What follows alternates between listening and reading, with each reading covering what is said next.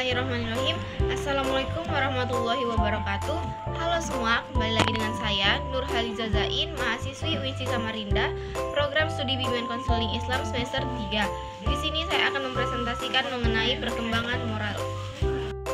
Jadi pertama-tama kita akan membahas mengenai pengertian.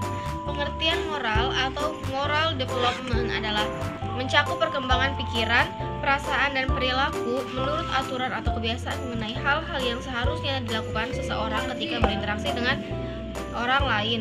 Perkembangan moral sangat berpengaruh terhadap lingkungan, sehingga pada masa anak-anak ini orang tua dan lingkungan sangat berpengaruh terhadap perkembangan masa anak-anak.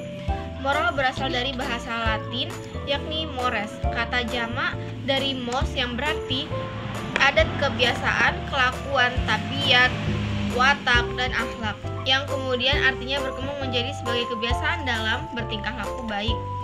Dalam bahasa Indonesia, moral artinya dengan susila. Moral pada dasarnya merupakan rangkaian nilai tentang berbagai macam perilaku yang harus dipatuhi. Berdasarkan KBBI, moral adalah sesuatu hal baik dan buruk yang diterima oleh masyarakat mengenai perbuatan, sikap, kewajiban, akhlak, dan budi pekerti. Menurut Kamus KBBI, moral adalah ajaran tentang baik buruk yang diterima di umum mengenai perbuatan, sikap, kewajiban, dan sebagainya. Pembahasan kita selanjutnya mengenai tahap perkembangan moral. Jadi, tahap perkembangan moral ada 6. Yang pertama, ada tahap pramoral. Pada tahap ini, anak-anak sangat berfokus pada pemenuhan kebutuhan pribadi dan tidak mempertimbangkan perspektif moral mereka, mengikuti aturan demi menghindari hukuman dan mencapai imbalan pribadi. Yang kedua, ada moral heteronom, yaitu pada tahap ini anak-anak mulai mempertimbangkan aturan-aturan yang diberikan oleh orang dewasa atau otoritas.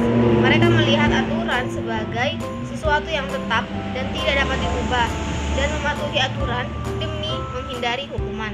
Yang ketiga, ada tahap moral otonom. Ya, pada tahap ini anak-anak mulai memahami bahwa aturan tidak mutlak dan dapat dirundingkan. Mereka memahami konsep keadilan dan saling menghormati, serta mulai mempertimbangkan perspektif orang lain dalam membuat keputusan moral. Yang keempat, ada tahap moral positif, hukum, dan tata tertib.